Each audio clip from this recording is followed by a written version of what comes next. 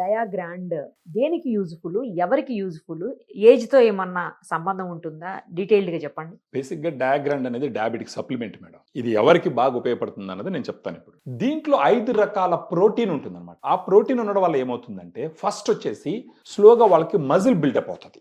ఒక్కసారి మజిల్ పెరిగింది అనుకోండి, షుగర్ వచ్చి మజిల్లోకి పోయి ఖర్చు అవుతుంది అనమాట. సో ఆటోమేటిక్గా షుగర్ లెవెల్ కంట్రోల్ అవుతుంది. ఇంకొకటి మజిల్ పెరిగింది అని అంటే వాళ్ళు ఎనర్జెటిక్ గా ఉంటారు. అండ్ దీంట్లో ప్రోటీన్ ఉంది కదా, 5 టైప్స్ ఆఫ్ ప్రోటీన్. ఆ ప్రోటీన్ వచ్చి డే మొత్తం మీద ఎనర్జీ ఇస్తుంది. వాళ్ళకి అలసట ఉండదు, వాళ్ళ పని వాళ్ళు చేసుకుంటూ ఉండొచ్చు అనమాట.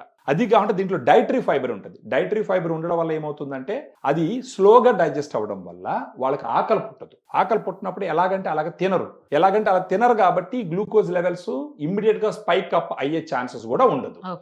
దీంట్లో మళ్ళా ఎల్కారిటిన్, టారిన్, ఐనోసిటాల్ అని చెప్పేసి వేరే పోషకాలు ఉంటాయి.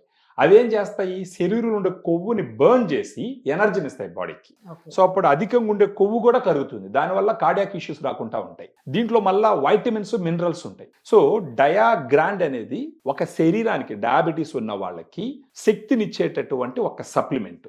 దీన్ని తీసుకుంటూ పోవడం వల్ల over a period of time ఏమవుతుందంటే వాళ్ళ షుగర్ లెవెల్స్ కంట్రోల్ అవుతాయి. షుగర్ లెవెల్స్ కంట్రోల్ అయినప్పుడు డాక్టర్ని కలుస్తూ ఉంటారు వీళ్ళు. ఆ డాక్టర్ని కలిసినప్పుడు షుగర్ లెవెల్ కంట్రోల్ ఉన్నప్పుడు, ఎందుకంటే మజిల్ పెరిగింది, షుగర్ యూటిలైజ్ అవుతుంది కదా, అప్పుడు ఆ షుగర్ లెవెల్ కంట్రోల్ అయినప్పుడు డాక్టర్స్ పొయ్యే కొద్దీ నంబర్ ఆఫ్ టాబ్లెట్స్ తగ్గిస్తారు. అప్పుడు ఈ టాబ్లెట్స్ వల్ల వచ్చే సైడ్ ఎఫెక్ట్స్ కూడా కంట్రోల్ అవుతాయి. కాకపోతే అక్కడ టాబ్లెట్లు పెట్టుకునే డబ్బులు ఏం చేస్తారు, ఇక్కడ డయాగ్రాండ్కి పెట్టుకుంటారు. సో న్యాచురల్ గా డయాబెటీస్ తగ్గించుకునే దానికి ఖచ్చితంగా డయాగ్రాండ్ అనేది ఉపయోగపడుతుంది. ప్రొవైడెడ్ ఆ పేషెంట్ కూడా ఒక డిసిప్లిన్తో దీన్ని తీసుకొని ముందరికి వెళ్ళాలన్నమాట.